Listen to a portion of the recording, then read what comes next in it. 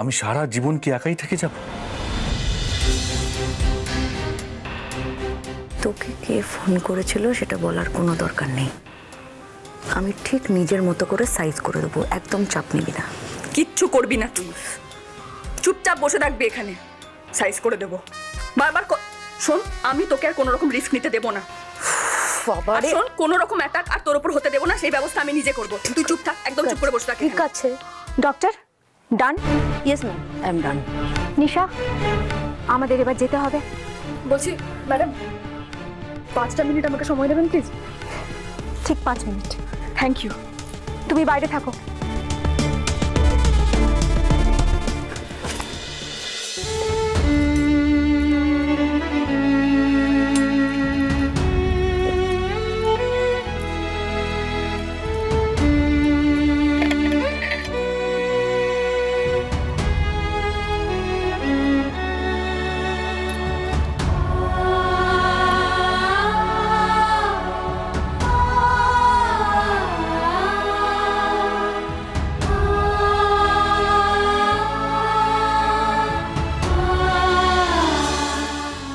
Happy birthday.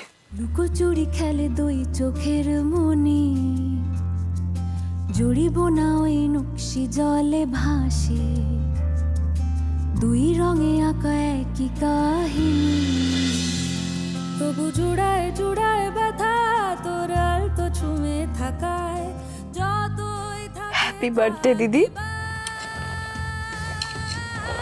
হ্যাঁ, আমি দিন তুই রাত, আমি ভোর তুই চাঁদ, একটাই সুতোয় গাঁথা ভালো হয়েছে।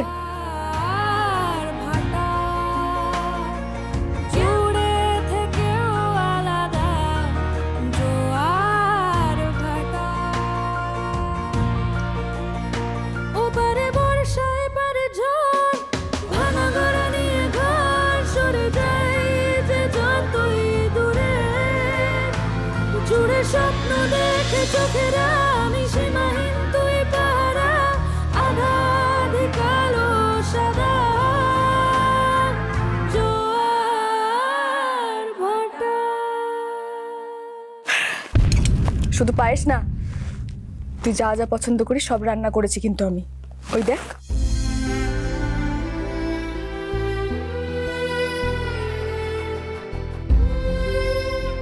এসব খেতে হবে কিন্তু তোকে, হ্যাঁ? নে থাকো। হ্যাঁ হ্যাঁ, কেমন হয়েছে রে? চলুন ম্যাডাম। বলছি, আমার দিদিকে একটু এই খাবারগুলো খাইয়ে দেওয়ার ব্যবস্থা করবেন? হ্যাঁ হ্যাঁ, শিওর, আসুন।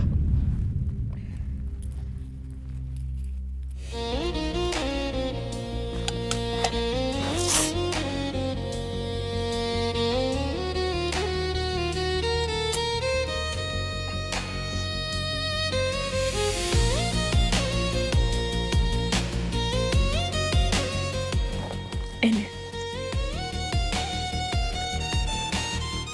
খেয়ে নিস।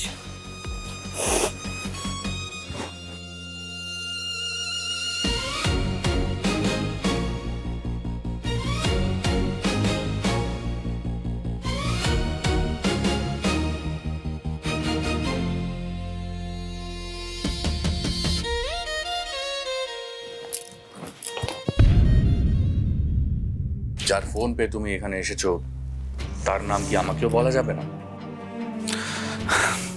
অ্যাটলিস্ট জানার চেষ্টা করা যেত এইসবের পেছনে কার হাত আছে, কে সেই দিন আমার উপরে অ্যাটাক করেছিল, আর কার কথায় নিশাদির এই অবস্থা হলো, এই সবটা জানা যেত।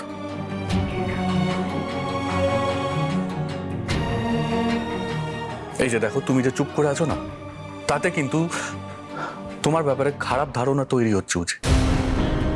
এই সব সমস্যার থেকে বেরোনোর জন্য তোমাকে মুখটা খুলতে হবে, আরো ওপেন আপ হতে হবে উজি। প্লিজ মুখটা খোলো, বলো। দেখো উজি, তোমার মনে যা আছে প্লিজ প্লিজ খুলে বলো। দেখো, আমার মনে যা আছে আমি সেই মতোই তো কাজ করছি। তুমি আমাকে এনকারেজ করেছো, তুমি বলেছো পুলিশের পরীক্ষা দিতে, বলেছো সাইবার ক্রাইম ডিপার্টমেন্ট জয়েন করতে। আমি ফর্ম ফিল আপ করেছি, জমাও দিয়ে এসেছি। নেক্সট উইক আমার এক্সাম। একবার পুলিশটা হতে দাও তুমি। তারপর আমি আমার দিদিকে ঠিক আটকাবো, নিশ্চয়ই আটকাবো।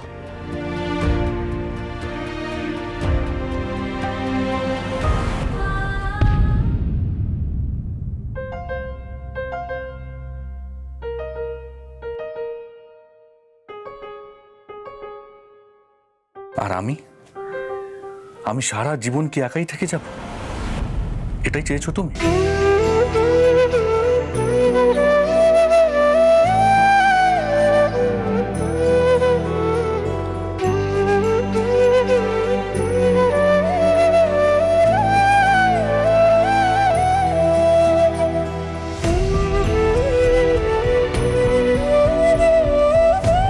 বুঝি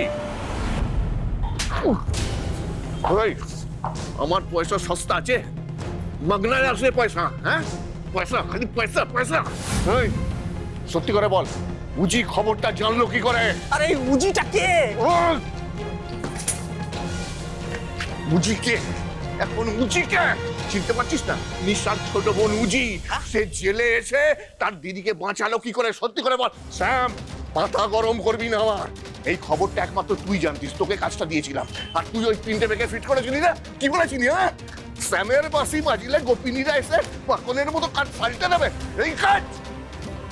আরে তুই আমার তোরা বিশ্বাস কর দুর্যোধা, আমি মায়ের দিদি বলছি, আমি এসব কিচ্ছু জানি না। আরে তোমার থেকে টাকা নিয়ে কাজ করি, আমি তোমার সাথে কেন মেহমানি করবো বলো দেখি? হ্যাঁ, এর আগে তো কত কাজ করেছি, কখনো এরকম হয়েছে? আর শোনো না, আমি জানি না কে কিভাবে কেন কি, আমি জানি না। আর এমনিতেই তো আমার তিন কারা মেয়ে পুলিশের চালাচ্ছে। আমি সত্যি বলছি বুঝিকে জানি না। শ্যাম, পরবর্তীকালে যদি জানতে পারি তুই, 12টা আমি বাজাবো, দাঁড়া। হ্যাঁ বলো। নিশার উপর অ্যাটাকটা তুমি করিয়েছো তাই তো মেশো? হ্যাঁ করিয়েছি তো, কি হয়েছে? বেশ করেছি। খালি পাল্টা আঘাত করবো না, মার খাবো না, খালি মার খাবো। উজি নেশা খালি বেড়ে দিয়ে চলে যাবে। হ্যাঁ, একটা মারের চান্স তো ওরা ছাড়ছে না। তো সুযোগের সদ্ব্যবহার তো আমাদেরও করতে হবে, ওদের হাত পা গুলোও তো ভাঙতে হবে নাকি? খালি মার খাবো। ওই যে তোমার বর বিছানায় শুয়ে আছে ব্যান্ডেজ বেঁধে, ওর কাছে মার খেয়ে তোমার গাটা দেখে জিজি করছে না ইশিকা? আচ্ছা, তোমার কি এতটুকু আনন্দ হচ্ছে না? তোমার মেসো যে দুটো মেয়ে তোমার বরকে মেরেছে, তাদের মেরুদণ্ডটা ভেঙে দেওয়ার জন্য, দুর্বল করে দেওয়ার জন্য নিশাকে মার খাইয়েছে। ইয়েস, আমি মার খাইয়েছি। তো এর জন্য আমার প্রতি তোমার কোনো কৃতজ্ঞতা বোধ আসছে না, উল্টে কৈফিয়ত চাইছো। আমি কোনো কৈফিয়ত চাইছি না তোমার কাছে মেশো।